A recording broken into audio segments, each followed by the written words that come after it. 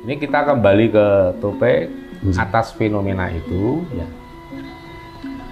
Kita harus menunggu. Kalau memang kita menggunakan itu sebagai pertanda Merapi akan meletus atau tidak, itu kita harus menambah data lagi, itu masih kurang. Karena kita lihat lagi, karena di hutan lindung Merapi itu banyak sekali monyet. Nah, biasanya yang menjadi indikator paling mudah itu ketika monyet-monyet itu sudah turun ke pemukiman warga dan jumlahnya banyak dan tidak hanya temporer tetapi bisa berhari-hari. Nah, itu merupakan indikator bahwa Merapi memang sudah siap atau sudah statusnya sudah mulai merambat naik. Pertanda ini bisa berlaku untuk gunung mana saja, tidak hanya Merapi. Gunung yang punya binatang liar di situ, sekitarnya banyak hutan ya. Dan di sekitarnya itu ada habitat binatang-binatang liar, ya ini bisa menjadi indikator. Ya. Nah, ini akhirnya ya kita mau nggak mau kan harus mau berguru pada binatang. Jadi jangan pernah kita menghina binatang itu begini. Toh pada faktanya binatang ternyata lebih permono dibandingkan diri kita manusia. Akhirnya manusia bergantung pada perilaku binatang untuk menganalisa sesuatu. Itu kan dengan kata lain binatang ini lebih handal, lebih cermat memahami situasi dan kondisi alam. Perubahan-perubahan sedikit pun binatang akan bisa merasakan. Oleh sebab itu kan ada di Afrika itu ada eksodus komunitas binatang. Itu akan melakukan eksodus di musim-musim tertentu. Akan ada perpindahan tempat. Mereka melakukan perjalanan yang jauh sekali dan masif. Bisa dilakukan ratusan ribuan binatang yang sama jenisnya. Termasuk burung sampai pindah antar benua. Itu kan berarti binatang ini sudah punya insting untuk membaca fenomena alam. Dan ini juga menegaskan kepada kita bahwa alam ini sebenarnya sudah memberikan bahasanya secara konkret, secara jelas. Tinggal kita ini sebagai bagian dari makhluk hidup penghuni planet bumi ini mau nggak memanfaatkan dan mau nggak membaca sinyal-sinyal bahasa yang diberikan oleh alam kepada kita. Terus ini kalau kita hubungkan lagi dengan wilayah gaib ya. Dalam hal ini komunikasi kita dengan gaib. Gaib itu bisa saja para penghuni Merapi. Di sana kan ada Mbah Petruk, Nyai Suwito, terus ada yang lain-lain ya, ada Nyai Gadung Melati, ada Kiai Sapu Jagat, ada banyak di sana. Itu kita bisa nggak berkomunikasi dengan mereka. Ada lagi kalau saya tidak hanya itu, ada juga Ki Ageng Mangir Wonoboyo yang sering banget mengelola gunung berapi, terutama Merapi. Memang tempo hari ya beberapa hari yang lalu, pekan lalu itu Ki Ageng Mangir Wonoboyo itu sudah ngendiko kalau Merapi mau meletus dan kemungkinan bisa besar. Walaupun di sini Ki Ageng Mangir Wonoboyo itu sebenarnya selalu mengelola Merapi. Maksudnya begini, jadi ketika Merapi ini mengalami tekanan yang kuat supaya tidak menjadi letusan besar, Ki Ageng Mangir Wonoboyo kan ke puncak Merapi, ke kawah, dan di sana beliau melubangi kawah-kawah itu. Dan setelah dilubangi nanti akan intensif keluar lava pijar. Makanya kan selama tahun 2018 sampai sekarang ini berarti berapa tahun? Hampir 6 tahun. Hampir 6 tahun ya? Nah, sekarang kita bisa bayangkan. Ini kan gaya yang sangat berbeda. Tabiat yang sangat berbeda Gunung Merapi dari sebelum-sebelumnya. Merapi itu paling dulu hanya 3 bulan kok ada fenomena guguran lava pijar sampai meletus besar. Itu durasi waktunya hanya interval waktunya itu hanya sekitar 3 bulan. Itu udah lama sekali. Biasanya sebulan, tapi kali ini 6 tahun loh, nggak main-main. Hampir setiap hari. Kenapa bisa seperti itu? Dan hampir setiap hari terjadi guguran lava pijar. Ini karena tidak terlepas dari upaya Ki Ageng Mangir Wonoboyo melindungi warga Jogja, warga sekitar Merapi, supaya kalau Merapi meletus itu tidak besar banget. Tidak tersumbat ya Mas? Tidak tersumbar, iya. Jadi kalaupun keluar mboko sidik tapi terus. Memang durasi waktunya menjadi sangat lama. 6 tahun masih ngalir terus. Biasa kalau sudah meletus besar kan terus berhenti dalam kurun waktu lama. tergantung Nggih. berapa lamanya, tergantung siklus letusan masing-masing gunung kan punya siklus yang berbeda. Nggih. Merapi ini siklus yang paling pendek, bisa 4 tahun, 5 tahun, dan bisa dikatakan kalau Merapi tidak meletus selama 10 tahun, itu bisa dampaknya kalau meletus nanti akan besar sekali dan dampaknya luar biasa. Seperti 2010. Ya, makanya Merapi ini memang kebutuhan meletus itu antara 4 sampai 5 tahun. Durasinya, siklusnya. Oke. Ini sudah menjadi pattern Merapi. Sudah ratusan tahun belakangan ini. Polanya begitu. Polanya memang sudah begitu. Nah, cuma sejak 2010 itu kan pola-pola Merapi ini juga mengalami banyak perubahan. Karena terutama di sewindu terakhir ini karena ada campur tangan Ki Ageng Mangir ya. Itu ya Merapi menjadi punya pattern yang berbeda lagi dengan sebelumnya. Ini kalau dihitung dari letusan 2018 sampai sekarang, kita ngitungnya dari 2010 sampai sekarang, kan? itu berarti kan 14 tahun. 14 tahun. 14 tahun Merapi belum meletus besar. Tetapi terjadi letusan efusif. Lelehan guguran lava pijar 6 tahun. Memang dulu kan 2010, 2018 berarti 8 tahun ya? Satu windu. Ya, pas satu windu terjadi erupsi efusif. Ya, bukan berasal dari magma atau lava pijar, tetapi dari gas. Itu pas ada pendaki juga. Itu nggak terlalu bahaya ya.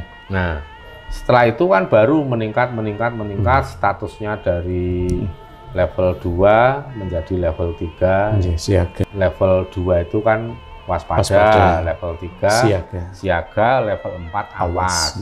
Nah, level waspada ini sejak 2018 sampai 3 tahun yang lalu. 3 tahun yang lalu dinaikkan pas saat pandemi itu 2020 ya. 2020. Itu pas Ki Ageng Mangir Wonoboyo, Nyai Suwito juga dawuh supaya saya membawa bunga setaman dan lain-lain ke lereng Merapi karena ya sebagai kita sebagai manusia ini harus santun dengan alam, harus menghargai alam. Merapi akan mulai duwe gawe, misalnya mau mulai aktivitasnya yang lebih tinggi, yang lebih intens, maka kita juga menghargai, yaitu cara penghargaan itu ya kita memberikan offering atau kita memberikan semacam sesaji, persembahan ini sebagai bentuk welas asih kita, rasa saling menghormati kita kepada sesama makhluk Tuhan di muka bumi ini. Dan waktu itu begitu kita serahkan offering, memang benar besoknya status Merapi naik menjadi level 3. Ini bukan kebetulan karena memang sudah dari petunjuk para leluhur. Nah, setelah itu banyak para YouTuber ya yang komentar di YouTube, oh, ini Merapi mau meletus besar, sebulan lagi, 2 bulan lagi, tahun ini. Dan bahkan mereka yang bicara seperti itu, rumahnya jauh dari sini. Ya kita ini orang yang dekat dengan Merapi, setidaknya kita lebih intensif melihat Merapi. Juga kita intensif berinteraksi dengan Ki Ageng Mangir Wonoboyo. Wong waktu itu juga baik-baik saja, Ki Ageng Mangir Wonoboyo masih aktif terus campur tangan intervensi untuk mengelola Merapi. Ya waktu itu ya saya luruskan, nggak perlu khawatir. Itu karena orang kan nggak tahu ngomong begitu. Mas. Ini sejauh yang saya saksikan, saya tahu Merapi tetap aman terkendali walaupun setiap hari mengeluarkan lava pijar, tetapi kan jaraknya masih aman. Belum menjangkau 4 kilo, 5 kilo, masih sekitar 2 kilo, 3 kilo itu masih aman. Selama warga mengindahkan anjuran dari pemerintah dalam hal ini PVMBG, BMKG untuk tidak berada di KRB 3, KRB 1, KRB 2, KRB 1 atau kawasan rawan bencana. Ya itu akan tetap aman. Karena kan jalur lava pijar itu tidak rata ke semua arah, tetapi ada daerah tertentu yang jarak jangkauan luncuran lava pijar lebih jauh dari yang lain. Nah ini asal kita mematuhi peta KRB ini akan lebih aman lah tentunya, lebih menjamin keamanan. Nah dari situlah kita bisa menyimpulkan bahwa apa yang disampaikan Ki Ageng Mangir kira-kira 10 hari yang lalu. Oh, belum lama. Belum lama. Ini memang Merapi ini ada tanda-tanda ini mau meletus. Dan Ki Ageng Mangir memang selalu mengatakan begini, kalau Merapi itu ya tetap harus meletus, Nger. Bukan berarti beliau itu melawan hukum alam supaya Merapi tidak meletus. Itu nggak boleh, dan itu nggak bisa diperlakukan begitu. Tetap gunung itu harus meletus. Cuma kan caranya meletusnya ya jangan langsung brol besar, apalagi eksplosif. Gitu. Tapi ya dikelola sebaik mungkin supaya kalaupun meletus tetap aman, terkendali dengan jarak tertentu, aman. Jadi tidak langsung blar memporak-porandakan semua, enggak, tapi mboko sithik dibikin bocor halus gitu. Itu upaya maksimal. Kalaupun nanti ada letusan yang memang besar, ya kita mikirnya bukan kok negatif. Wow, mana Ki Ageng Mangir katanya sudah selalu mengembuskan Merapi, kok masih ada letusan besar ya. Kita mikirnya bukan begitu. Kita mikirnya harus dibalik yang positif. Ini sudah dibantu oleh Ki Ageng Mangir, tapi letusannya masih sebesar itu. Apalagi kalau tidak dibantu, pasti dahsyatnya seperti apa. Rahayu. Itu kalau kita bijaksana memahami. Nah, ini nggak gampang loh. Biasanya kalau orang yang nyinyir kan, mana tetap aja letusannya besar. Ada satu lagi yang saya masih inget-inget dari eyang-eyang leluhur. Merapi itu punya puncak siklus yang paling keramat, yang paling tinggi itu ada di Jumat Kliwon. Jumat Kliwon. Makanya kalau Merapi kalau meletus di weton Jumat Kliwon itu bisa skalanya bisa besar. Dan Sewu Kang Mas, berarti kalau Jumat Kliwon itu Kamis malam Jumat Maghrib udah masuk ya? Iya, jadi Kamis sore jam 8 setelah jam 4 lah. Setelah itu jam 4 sore itu udah berbau aroma Jumat Kliwon. Apalagi jam 18 petang sampai malam sampai besok sore. Jumat Kliwon sore jam 6 lah. Itu fasenya 24 jam seperti itu. Nah, maka dari itu kita juga sudah membuktikan. Waktu kita masih sering membuat vlog nyuting lava pijar Merapi tengah malam melihat guguran lava pijar. Itu setiap Jumat Kliwon nggak mau kehilangan momentum bagus. Jadi kita selalu standby di jarak 7 kilo, 6 kilo untuk nyuting kawah Merapi. Karena kalau kita mendekati Merapi di jarak 6 kilo, 7 kilo, ketika terjadi guguran lava pijar, kita juga mendengarkan suara runtuhan bebatuan itu, gemeruduk gitu loh, geruduk. Ya kalau kayak gitu itu apa ya, gemuruh atau suaranya apa kalau kayak, ya pokoknya suaranya geruduk. guguran atau dari dalam atau kalau dentuman kan biasanya cuma sekali, 2 kali dem itu dentuman. Tapi kalau banyak geruduk dentuman yang banyak itu ya guguran, bisa suara gemuruh atau guguran lah ya. Nah ini seperti itu, dan kedengaran sangat keras di telinga dari jarak 7 kilo itu. Dan suasananya hening ya. Karena suasananya malam hening, hanya polusi paling suara udah jarang. Nah, biasanya kita ada dengar suara burung malam, kulik dan tuhu. Itu kadang kan saya sendiri Mas, di tempat yang angker, sendirian dengan peralatan itu. Iya, dengan peralatan yang banyak, duduk bawa kursi kan, nyumet dupo, nanti yang nemeni para dedemit ya sekitar situ, ada yang tingginya 5 meter, 10 meter tapi kurus kecil.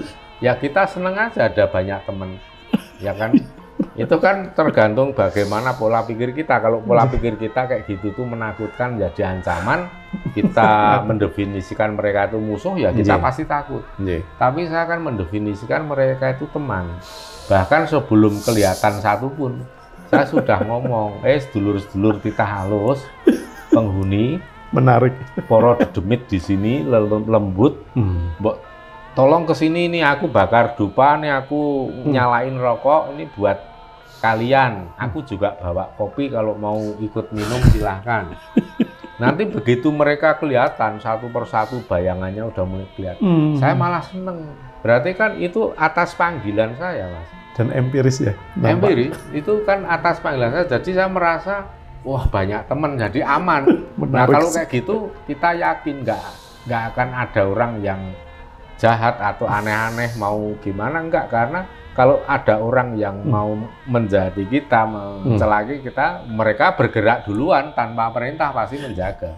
Entah dibuat saya nggak kelihatan orang, entah mereka orangnya jatuh duluan atau mengurungkan niat jahatnya, bisa kan? Soalnya kan bayangin kita bawa peralatan banyak, ya kalau mahal memang iya, ya kan? Misalnya kita ke situ bawa peralatan senilai 50 juta, 30 juta, itu kan ngeri. Kalau sendiri kita mikir, waduh peralatan yang kita bawa saat ini nilainya 30, nilainya 50, bahkan kadang lebih, bisa sampai angka hampir 100. Ya kan ngeri kan sendiri, nanti gimana kalau dikeroyok rampok, kalau kita mikir resiko bisa saja seperti itu. Dan saya Kamas sedikit tanya, apakah Kamas tidak mengajak cantrik atau teman karena memang ini resiko dan mentalitas yang meminimalisir ketika temannya mentalnya tidak seperti Kang Mas? Ya saya hanya mengajak orang-orang yang sekiranya senang dan tertarik berpetualangan alam seperti ini. Saya juga kadang ketemu teman-teman vlogger Merapi di sana, ada banyak kok. Sampai sekarang juga masih kadang komunikasi. Banyak lah itu teman-teman semua itu dulunya. Ya. Kita ngevlog aja di situ bareng bikin. Ya kadang kita ini kalau pagi jam 4 banyak temennya, tapi kalau jam 11, jam 1, jam 2 malam saya sendiri. Pernah ngajak ini anak-anak KKS ya. Nah, itu ada, kalau kita udah mendengar ada suara burung kulik dan tuh. Kulik dan itu dua burung tapi selalu berpasangan. Saling-saling menyaut suaranya. Menarik sekali. Dan itu jaraknya nggak deket. Satu di sini, satu di sana. Dan itu kalau zaman dulu itu burung yang bisa memberikan sinyal bahwa sedang terjadi mara bahaya, sedang terjadi tindak kejahatan termasuk maling. Itu ada sinyal dari burung-burung seperti itu. Ilmu titan gitu. Iya, dan ada lagi burung bence yang suaranya ceret. Nah, itu jadi ada 3 burung kalau malam itu menjadi pertanda kita harus waspada. Kulik, tuwu, bence. Nah, itu ada nanti kita putar, masih ada kayaknya. Wah, menarik sekali. Wong kita rekam. Justru kita rekam, kita hening diem. Wah, asik itu. Jadi kita seneng banget menikmati suara keheningan yang juga mencekam. Itu sensasinya luar biasa. Karena ya gimana ya, kita udah sering kali tertantang oleh fenomena alam yang ekstrim. Seperti kalau ada terjadi badai, kita malah kadang mendekat. Mungkin kalau di luar negeri udah jadi tornado hunter itu. Kados yang Kang Mas Abdul Langit di Lawu ya. Di Lawu awan ya, caping, kita saya kan menyaksikan naik ke Gunung Lawu pada saat terjadi awan caping gunung. Tapi kan itu juga Ki Ageng Mangir yang memerintah. Jadi kalau kita nggak diperintah waktu itu nggak tahu kalau besok malam itu sampai besok pagi terjadi awan caping gunung. Karena memang sebelumnya saya tuh ingin sekali merasakan bagaimana sensasinya ketika terjadi awan caping di puncak gunung dan kita berada di bawahnya. Nah, katanya itu kan kumparan angin yang sangat cepat. Nah, kita kan pengen, wah kayak apa sensasinya? Mesti kan kayak badai itu. Memang bener, wong kita pas naik itu baru di pos 2 itu suhunya 5 derajat, anginnya kita hitung itu udah mulai sekitar 40 km per jam di bawah itu. Sampai kadang kita harus agak tiarap itu karena kan takutnya pas di pinggir jurang ke bawah kan. Awas, duduk.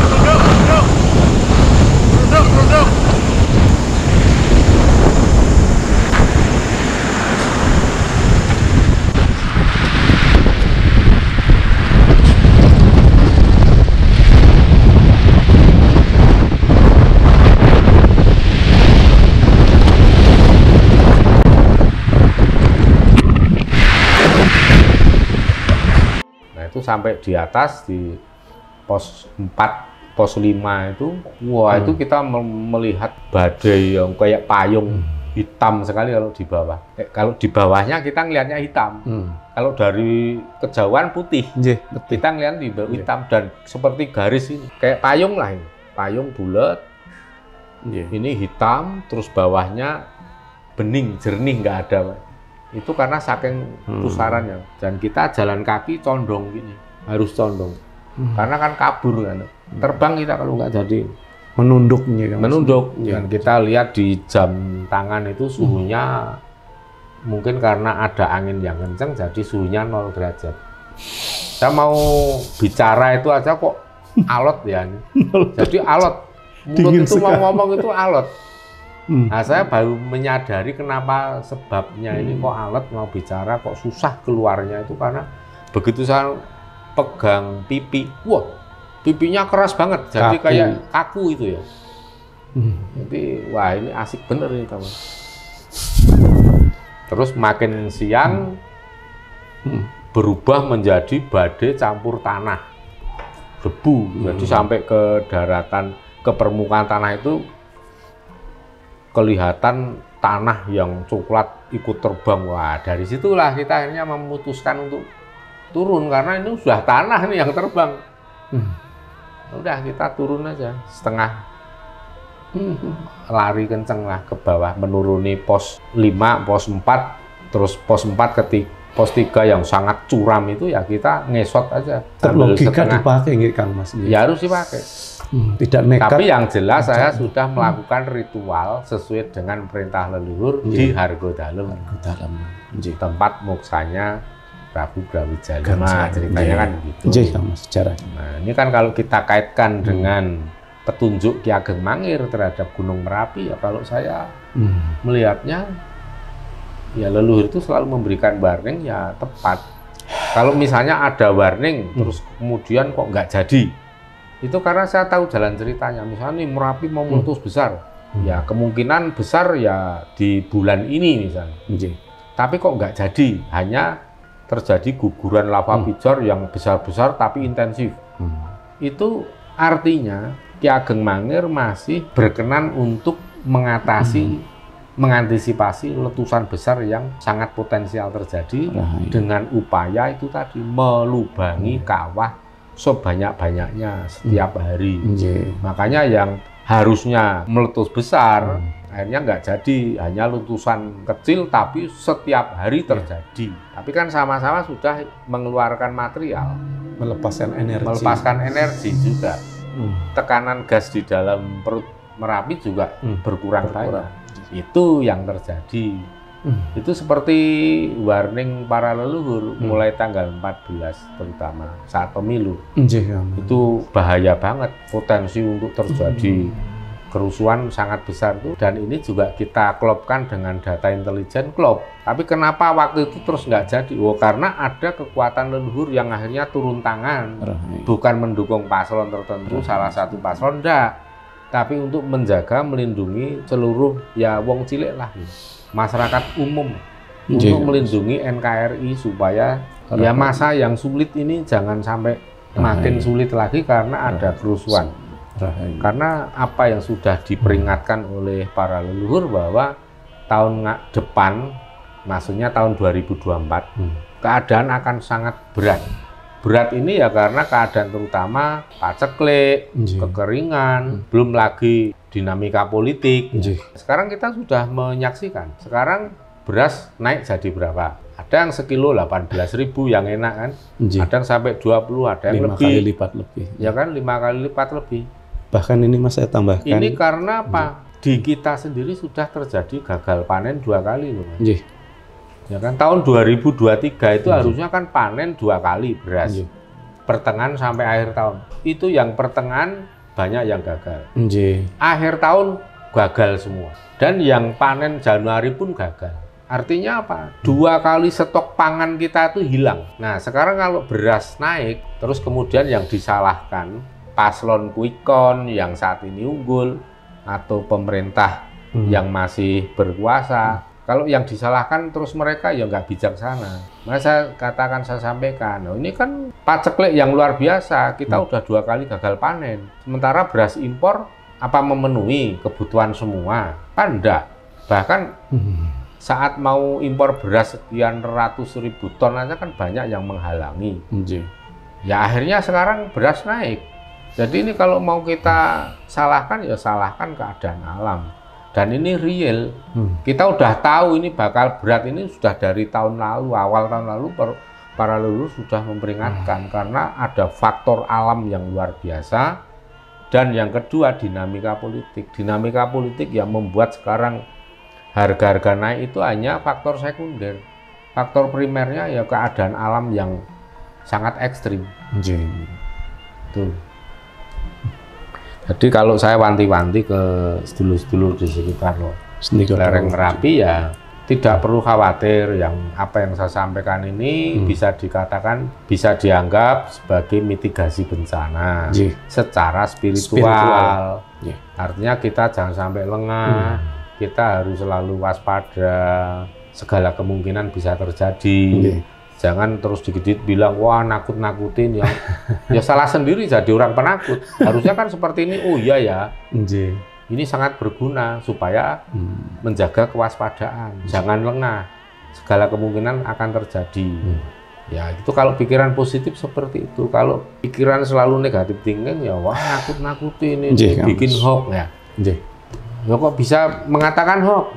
Apa yang kita omongkan saat ini, belum terbukti kok udah hoax. Yang kita omongkan ini kan kemungkinan dan potensi yang akan terjadi.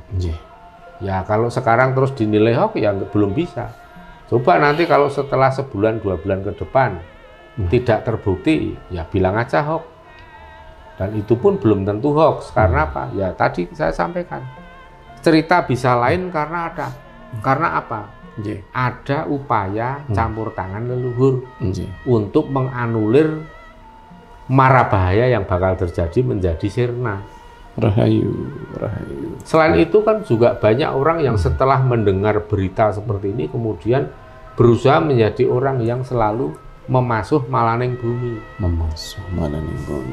Memayu hayuning bawono. Memasuh malaning bumi, membersihkan malapetaka di bumi. Ya itu akan bisa menghilangkan mara bahaya, malapetaka yang akan terjadi. Tapi kalau sebelumnya tidak disampaikan peringatan atau warning, orang bisa saja lengah, bisa saja orang kemudian tidak mempeng doa. Kalau seperti ini kan orang menjadi lebih banyak yang doa, mohon keselamatan, dan alam semesta akan merespon semua itu. Jadi itu ya, tetap hati-hati, eling waspada terhadap Merapi, jangan lengah.